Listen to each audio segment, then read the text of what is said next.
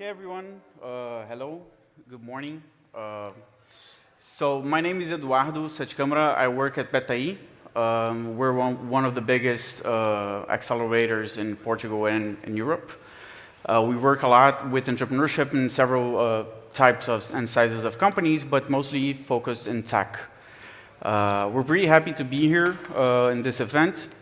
And I was asked to give a little talk, so I decided to bring a little bit of entrepreneurship into the conversation. So we're going to be covering here the intriguing journey of becoming a software developer entrepreneur. So let me start by asking you guys, do we have any entrepreneurs here in the house? Yes? All right. How's it going for you? So anybody who wants to be an entrepreneur? Okay, let's see if you guys are still thinking this way at the end. I usually tell people that I think there are two kinds of entrepreneurs.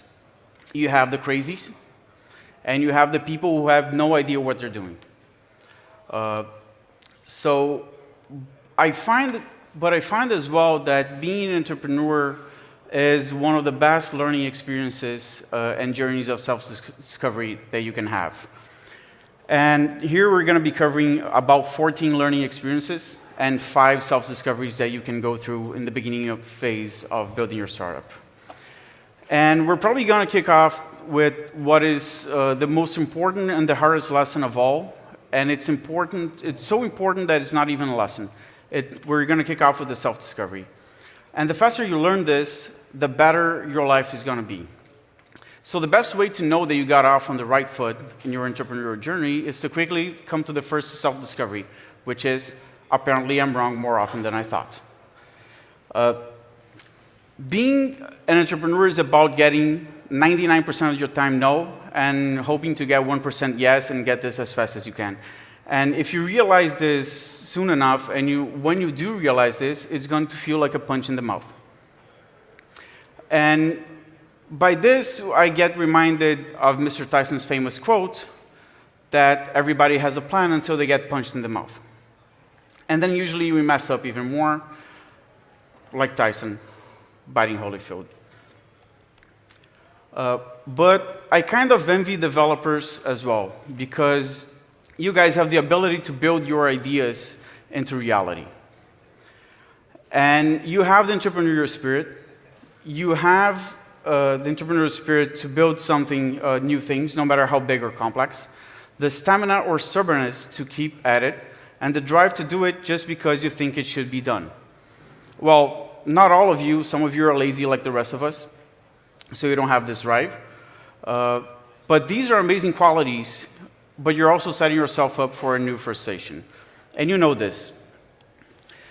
Who here has ever built an app or program that no one cared about but you?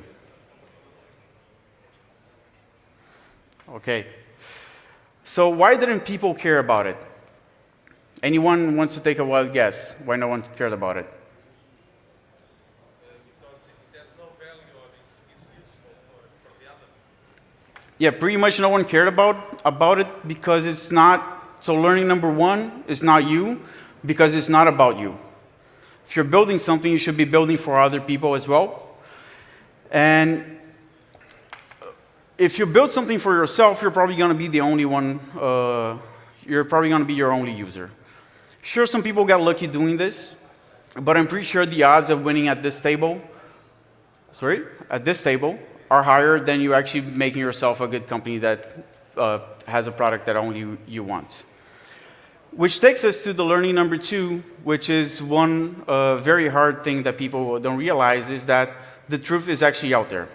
This means that you got to get out there and talk to people, who suffer the problem. But I do get that talking to people is is not easy. So let me ask you guys, who here feels that they're very extroverted and are not shy? Got like 3, 4 people, yes? So this is the right way that you ask a question. So if I would ask who here is shy people would probably not raise their hands, right? And talking to people gets very complex because most of the time, you don't understand yourselves. Like, you can't express yourself right, or people don't understand what you're trying to say. And people tend to have an opinion of their own, which also tends to not be exactly what you think it should be. But you have to talk to them to understand their problem and validate your idea for a solution. So I'm going to do a little example here for you guys to understand this a little bit better. And we're going to have a quick talk about zombies. All right? So what do zombies want? Actually, no. What are zombies? Right? So the latest research that we have tells us that zombies are people who have been infected with the virus that kills them, brings them back to life-ish, and makes them crave human flesh. But do they really crave human flesh, or is this just the basic drive of the virus wanting to spread and multiply? Like, zombies don't eat whole people. They half-eat people. Like, eating people whole kind of defeats the purpose of making more zombies. But I diverge. The point is, zombies seem to want to multiply. They do it through extreme contact. And the feature that delivers the benefits most often seems to be biting, right? So we get a few lessons from this. Lesson number 3 is benefits are different from features, which is one of the biggest problems as well when we're building a startup, especially for developers. Learning number 4 is that behavior defines people. We have a tendency of actually looking at people in demographic terms, but no one actually defines themselves in terms of demographics. You define yourself in terms of behavior. Lesson number 5, zombies just want to live, apparently. And learning number 6 is the truth is usually not what you thought it would be. This is why you got to keep validating all the time and learning, because the truth that you know today is not going to be the same thing in 6 months as well. And we also get a self-discovery lesson from this, which is you find yourself thinking about random stuff just to avoid talking to people, right? So if you're a fast learner, you're going to realize this very quickly, and you're going to see that validating is not a discussion. So you're not going to have a discussion about zombies on what they want, and you shouldn't have a discussion with your clients and your users about what they want. You're there to listen and ask questions. That's it. You want to learn from people, you not tell them what to think or guide them to say what you want to hear. So have some really good questions that you can learn from, so you can get the best out of them. And here's where things get tricky. Because if you're building a startup, you got to care enough about the problem to really dive into it, into understanding the problem. But hold yourself, because lesson number 8, your opinion doesn't really matter. The only opinion that matters is the users. And when I say talk to people and users, is not talk to one person. It's not talk to 5 people. It's actually talking to as many people as you can. So if you take the time to listen instead of telling them what they should think, you realize that you're actually not a perfect representation of humankind's general behavior. And this is what you should learn from them. But luckily, or not, you probably won't be doing this alone. You're going to have other people to share in your misery, your dream, your co-founders. Dealing with co-founders can be tricky, but let's focus on positive aspects. Both of you want to become zillionaires, right? Both of you want to build something outstanding. You want to leave your mark on the system. You want recognition for being the best. You're willing to give as much as it takes. You're willing to go the extra mile, and you're focused on seeing this through. But jokes aside, the important thing is that you share in a dream. You just don't usually know what you're doing and what to do next, but you know you got to do something because people keep telling you that. Ideas can put you ahead, but only execution will keep you there. So I want to bring to you guys a little video here that we made that will shed some validation on what I'm saying. Let's see if this is going to work.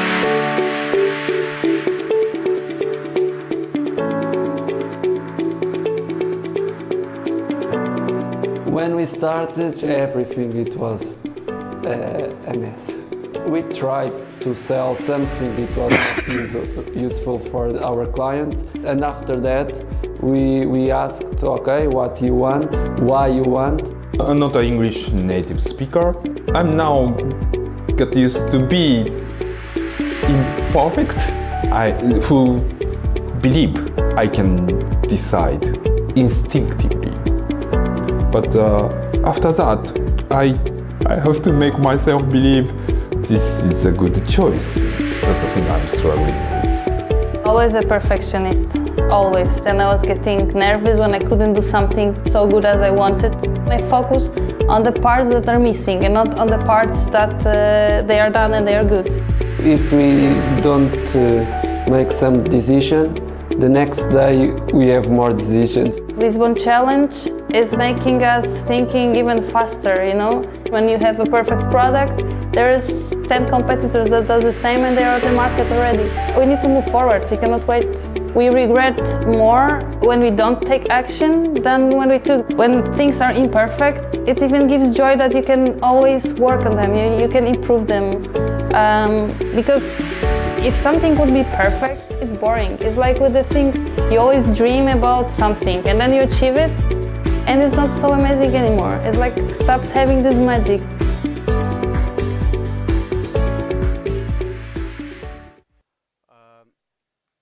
Right? Yeah, okay, we're back. So I don't know if anybody who is an entrepreneur, is starting the journey of entrepreneur, relates to the things that we're talking in the video. I think there are a few key lessons from this. One of the learnings that I like very much from this experience sharing from the entrepreneurs is that you always want to do something, you always want to be moving. You regret more the things that you don't do than the things that you do, which means that you got to be ready to always be shipping new things. And because time is money and you don't actually have that much money, the learning number 9 is that you got to be ready to ship out what you would consider less than ideal or even shit software. This is a big problem that you end up having with the developers, most of the entrepreneurs in general, because you think your product is not really ready to come out. But the thing is, if you try to overbuild, if you try to build too much into it, you're just going to lose a lot of time. And this is not worth it. So one of the big questions that we ask is, how do you eat an elephant? Anybody have an idea how to eat an elephant? Chop it up. Yes, you eat by pieces. So if you're going to eat the elephant by pieces, your product, you should also chop it up and start shipping out as fast as you can new updates.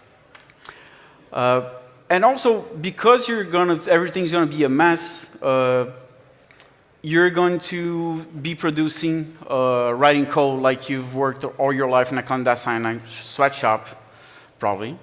It's going to seem like you're always either doing something new or going nowhere. This is something most people don't realize as well. This is insanely frustrating, how time gets by and it seems that you're not moving at all. And you only see that you move apparently very, very fast with the benefit of hindsight. But because of this feeling, you're sure that you're going to make plans. Sorry? Okay, so you're going to make plans and have meetings about it. You're going to use agile methodologies. You're going to build dashboards and try to measure as much as you can. And you're probably going to fail miserably at doing all of this in the first times that you do, and, well, at least probably more than the first times that you do it. And this makes us realize, lesson number 10, that things will never be as clear as you want them to be. And one of the things that I like doing a lot is, I don't know if you guys know Glassdoor. So Glassdoor is a website where people post about the jobs that they work at, like how much they make, the pros and cons of working at the company, and how things are doing. I like looking at Glassdoor and looking at different types of companies, comparables to what we're doing, because I want to get the feeling of how is it to be working at some other people's company, right? So you look at companies that have been around for 10 years or even older, and you see feedback from people that work there saying, no, everything is a mess, this is like completely not organized, but it's okay because we're a startup. Like, dude, honestly, like you've been around for 10 years pretty much doing the same thing, and you're still not organized, which tells us that if you feel like this, don't worry because it's pretty common, and I'm talking about like some pretty big major companies that operate this way. So because things are never really clear, you're going to come to the self-discovery lesson number 4, which is, do I thrive amidst chaos? And this is something that you're going to get to a point where you're probably going to have, your answer is going to probably fall within 3 possibilities. Yes, no, or who cares, let's add some features to the product. But if you're really smart, you come to your first self-discovery crossroad that you're going to be asking yourself very, very often, which is, should we really be doing this? Is this the thing that you should be doing? Like, not everyone is ready to be an entrepreneur. Not everyone has a profile to be an entrepreneur. I think everyone should try. Everyone that wants to try should try it because it's a very good lesson. But let's face it, this is not for everyone. It is very psychologically demanding. And it is very, very hard to keep at it for a long time. And what you need to realize is that market testing what you build, because your answer is going to be let's just add some features, actually takes time and costs money, which is something that you want to be zillionaires should know. So learning number 11 is don't overbuild. Because if you overbuild, you're just going to have more problems to deal with bugs. And if you remember the lesson, the learning number 9, shipping shit is you'd rather be dealing with this than dealing with this. So the more you build and put out, the more bugs you're going to have to fix and the more work you're going to have to do. And a small pile of shit is easier to deal with than a bigger pile of shit. Additionally, you might not realize this, but you're going to be doing updates for your software forever. Or until your startup dies, and you're giving talks at hackathons about the stupid stuff that you did, right?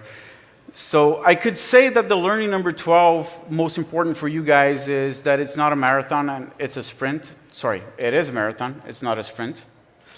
But honestly, even a marathon has a finish line. So the truth is, you will never be done. This is the real lesson number 12.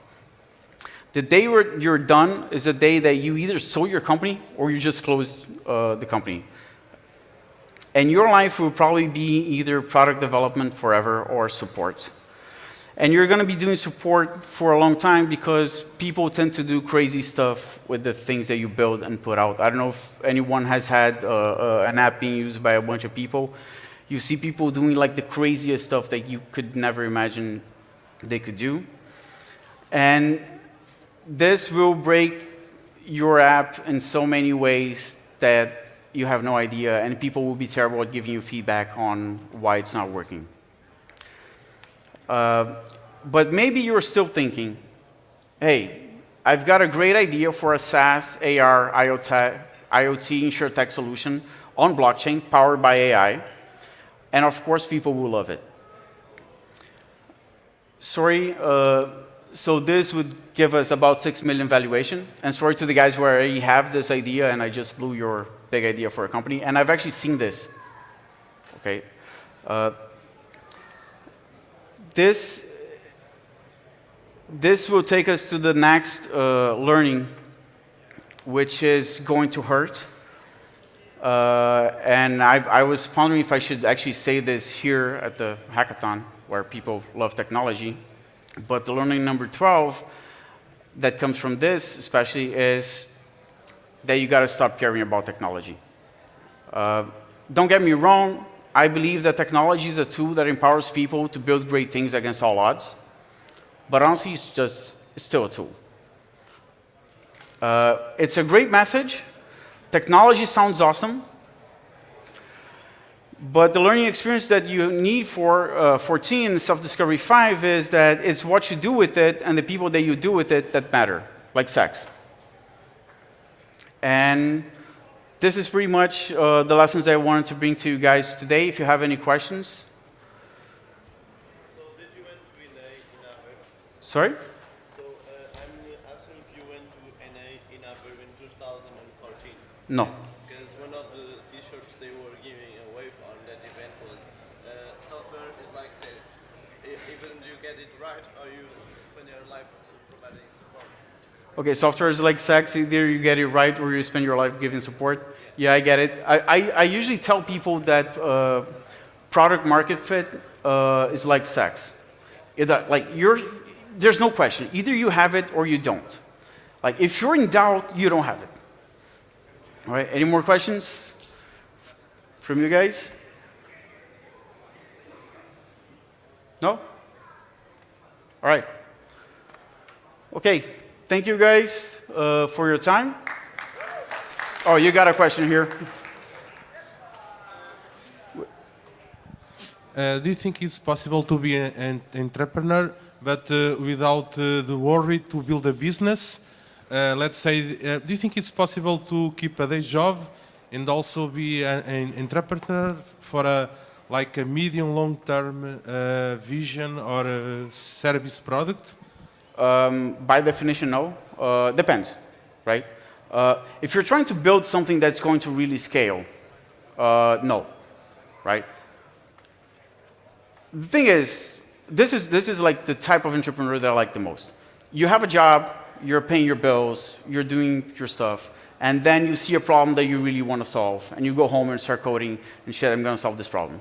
And then you start doing this in your off time, right? So you work like 8 hours a day, and you get to work like 2 to 4 hours at home on this.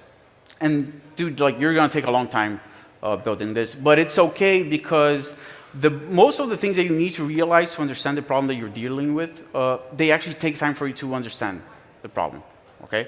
So this is cool. Most people, I advise most people to actually start off like this. But so if you're building a lifestyle business where like you don't want to get rich, you don't want to make your company be very big, you just want to make enough money to quit your day job and just do this forever, yeah, you can take a long time to do this, still have a job and build your business. But if you want to build something that really scales and grows, like at some point, like 2-3 years into it, like, dude, either quit your job and focus on this, or just stop doing it. Because if this that you're doing is not demanding more of your time, you're doing it wrong. So either focus on it more, or just stop doing it at all. And what if you are working with a team of people globally, and most of them have shared the same time daily, but they can work and join the resources together and try to, you see, not just one person working, like many co-founders. Are you building open source software? Hardware and products. More on hardware, and not just on software. Yeah, so at some point you're going to go into a problem, which is how much of that do you actually own? Because when you're starting out, like, everyone's cool. So we're going to do this together. So we got so let's say we got 100 people here, we're going to do this together, everybody's got 1%. So like, we're starting out. Everybody's cool, everybody knows what they need to do. So 6 months in, you realize that about 30% have been doing half of what they should do. 15% have been doing 3 times what they should do. The rest pretty much have no idea what they're doing. And then when you get to a year, the people who have been doing 3 times what they should be doing don't really feel that it's okay that they only own 1% and the other people are doing way less, right? So if you start doing this for a long time with a bunch of people and everybody's dedicating a little bit of time, either you're doing something open source and you have a way to distribute according to how much people actually do, or you're going to start having problems within the team, and problems between co-founders is ranking like very, very high on reasons why startups fail, right? Like the startup that I had that I actually invested in and took over as CEO, it pretty much failed because of problem between the co-founders. I'm trying to explore the possibilities to get funding and like me being a manager, but in just subcontracting temporarily. No, look, we, so at BetaE, the acceleration program that we run, we also invest in startups, right? So things, when I'm investing in a technology startup, things that I don't like. I don't like when the software is outsourced. Why? Because I'm investing in a technology company. So if you're not developing your technology, there's like, it beats the point. You're not actually, I should just hire the outsourcing company, right? So your tech, what makes you different, actually belongs to someone else. It's actually being built by someone else, okay?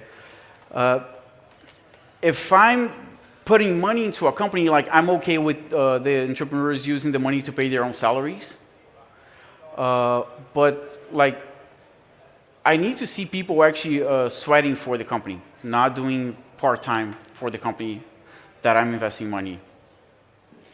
Okay? I think it's, anybody got any more questions? Entrepreneurship, zombies.